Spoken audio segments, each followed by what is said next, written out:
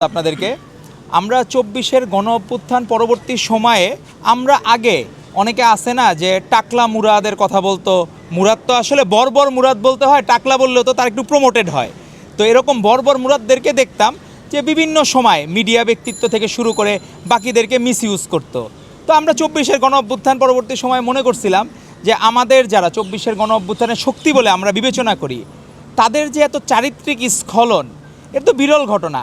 ৭১ সালে দেখতাম যে তখন হলে আমরা শুনেছি যেটা ইতিহাসের পাতায়, যে ৭১ সালে যত বই পড়ে জেনেছি বা সত্যিকার ইতিহাস খুঁজে যেটা জেনেছি, যে তখন ধর্ষকের ভূমিকায় ছিল তৎকালীন জামায়াতে ইসলামীরা, তখন রাজাকার আল বদর আল শামসের ভূমিকায় ছিল তারা। তো আজকে তাদের মধ্যে এরকম যে পেতাত্তা ভর করলো, যে ৭১-এর যারা এরকম ধর্ষকের ভূমিকায় ছিল, খুনিদের ভূমিকায় ছিল, আমাদের দেশপ্রেমিক মুক্তিযোদ্ধাদের হত্যাকারীরা ছিল, এখন তাদের পেতাত্তারা কি বর্তমান সময়ে যারা জামাত ইসলামী করে তাদের উপর ভর করলো কি না? আমরা শুনেছি যে জামাত বলে ইসলামের কথা, তারা নাকি ইসলামকে, প্রকৃত ইসলামকে ধারণ করে। কিন্তু প্রকৃত ইসলামের নিয়ম হচ্ছে কোনো যদি অবিবাহিত পুরুষ বা নারী ব্যভিচারে লিপ্ত হয় তার পানিশমেন্ট হবে ১০০ বেত্রাঘাত। আর যদি কোনো বিবাহিত পুরুষ বা নারী সে যদি ব্যভিচারে লিপ্ত হয় তাকে পাথর মেরে হত্যার বিধান আছে ইসলামে। এখন জামায়াতের আমি ডাক্তার শফিক সাহেবের কাছে আমাদের প্রশ্ন থাকবে, আপনারা তো ইসলামের অনুশাসন চান, এখন আমরা দেখতে চাই যে আপনি পাথর মেরে হত্যা করার বিষয়ে আপনি অবস্থান নেন কিনা। আপনি কি সাধারণ জনগণের পক্ষে অবস্থান নেবেন, নাকি মুনাফিকি চরিত্রের পক্ষে অবস্থান নেবেন, দর্শকের পক্ষে অবস্থান নেবেন, ব্যভিচারকারীর পক্ষে অবস্থান নেবেন? সেটি বাংলাদেশের মানুষ এখন দেখতে চায়। আমরা দেখলাম যে গত দিনের যে ঘটনা, ড্রাইভারকে পর্যন্ত তারা হুমকি দিচ্ছে, এবং ড্রাইভার বলেছে তার নাকি শুধুমাত্র এই অপ্রাপ্ত বয়স্কা নারীদের সাথে আরও অনেক ভিডিও আছে। আমাদের ভিডিও ইম্পর্টেন্ট না, ইস্যু হচ্ছে ন্যায় বা অন্যায়। আপনি জামাতি ইসলামের রাজনীতি করেন, ধরলাম আপনি ইসলামী, আপনি ৫ ওয়াক্ত নামাজ পড়েন, পর্দার কথা বলেন, দেখলাম একটা ইলেকশনের আগে তার ভিডিও, মানে নারী দেখা হারাম, এইভাবে তারা দেখলাম যে একটা পর্দার এই পাশে সে সাদা পর্দার আর ওই পাশে নারীরা, হঠাৎ করে ইলেকশনের পরে সে নিজেও বেপর্দা হয়ে গেল। কি এক অদ্ভুত বিষয় যে পর্দার এপার ওপার একদম ম্যাসাকার করে ফেললো। এখন কি বাংলাদেশের নারীরা চাকরির জন্য তাদেরকে এভাবে নিরুপায় হইতে হবে? এই জামায়াতে ইসলামী যদি চিন্তা করেন, এরকম মানুষজন যারা নারীদেরকে চাকরি দেওয়ার বিনিময়ে দেহকে ভোগ করতে চায়, এরকম সংসদ সদস্য বাংলাদেশের জন্য কলঙ্ক, এবং বাংলাদেশে এই ধরনের রাজনীতিবিদ বাংলাদেশের জন্য কলঙ্ক। এবং ২৪-এর গণ অভ্যুত্থান পরবর্তী সময় আমরা দেখলাম না, ২৪-এর গণ অভ্যুত্থানের আগে যারা সোচ্চার ছিল আমাদের বন্ধুরা নাহিদ ইসলাম, সার্জিস, হাসনাত, তাদের কোনো স্টেটমেন্ট এখনও পাই নাই। আমরা অবাক করা বিষয় যে আপনি এলাই করতে পারেন, আপনি জামাতের সাথে আপনি নির্বাচনে এলাই করছেন, তার মানে কি আপনি তার খারাপটাকে আপনি অ্যাপ্রিসিয়েট করবেন? আপনারা উচিত এখন তার বিচার দাবি করা, এবং সত্যিকার অর্থে যে ঘটনা, এবং সে তার প্রথম স্ত্রী থেকে শুরু করে সবাইকে হুমকি দিচ্ছে, এবং সে নিজে যে স্টেটমেন্টগুলো দেওয়াচ্ছে প্রত্যেকটা হুমকির মাধ্যমে। তো সমাজে ক্ষমতার অপব্যবহার করা, যেটা অতীতে নিষিদ্ধ লীগ করত, আবার সেই অপরাজনীতি, এবং এরকম নারী বোনদেরকে এরকম যাতে আর কোনো দিন ব্যভিচারের বা ধর্ষণের শিকার না হইতে হয় এবং মিথ্যাচারের শিকার না হইতে হয়।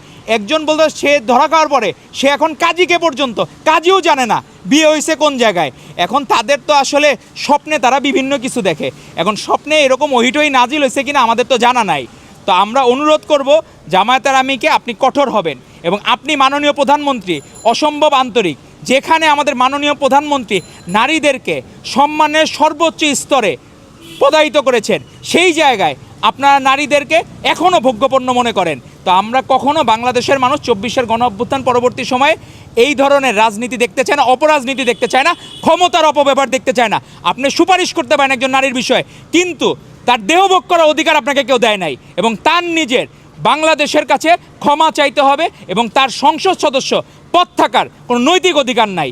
এবং আমরা চাবো তার ব্যাপারে সরকার যথেষ্ট কঠোরভাবে সিদ্ধান্ত নেবে, এবং বিরোধী দলের নেতার কাছ থেকে, জামাতের আমির কাছ থেকে, এখন সে যদি ইসলামী অনুশাসনে বিশ্বাসী হয় তাহলে পাথর মেরে তাকে হত্যা করার হুমকির পক্ষে সে বলে কিনা, কারণ সে ইসলামকে ধারণ করে। আর বাংলাদেশের যদি যে গতানুগতিক ধারার যে আইনের মধ্যে যে ধারা আছে, সেই ধারায় যে বিচার ব্যবস্থা, সেই বিচার কার্যকর করার জন্য মাননীয় প্রধানমন্ত্রীকে অনুরোধ করেন কিনা, সেটিই বাংলাদেশের মানুষ দেখতে চায়। রাজনৈতিক দল 3টা দেশে নিষিদ্ধ হয়েছিল, ভারতে, পাকিস্তানে, বাংলাদেশে।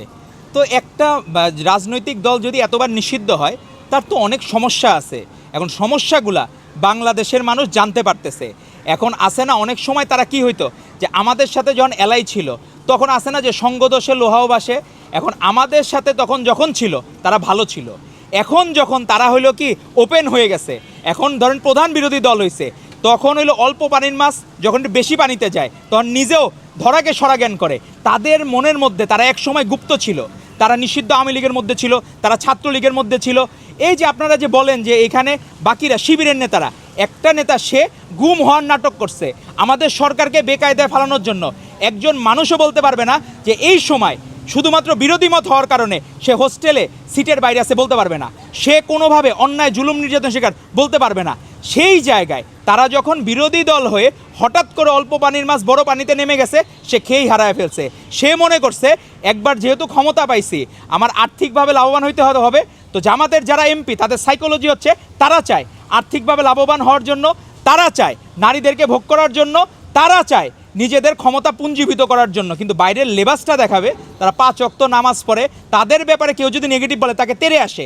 আপনি দেখবেন যে 23শে জুন যেদিন ওই যে ধানমন্ডি 32 নম্বরের সামনে জামাতকে প্রশ্ন করার কারণে সাংবাদিক বন্ধুদের দিকে তেড়ে আসছে তারা। তো তারা যখন ক্ষমতার একটু কাছাকাছি যায়, ক্ষমতার সুযোগ পায়, আর তারা তো স্বপ্নে জেনেই গেছিল তারা পার্লামেন্টে চলে যাচ্ছে, তারা সরকার গঠন করতেছে, বাংলাদেশের প্রধানমন্ত্রী হচ্ছেন ডাক্তার শফিক সাহেব, এরকম তারা স্বপ্নে দেখা ফেলছিল। তো স্বপ্নে দেখা, এখন যারা স্বপ্নে এরকম দেখে তারা মনে করে এখন হুরপরি আর তারা জান্নাতের অপেক্ষা থাকতেছে না, তারা জান্নাতই তারা পৃথিবীতে নামায় আনার চেষ্টা করতেছে।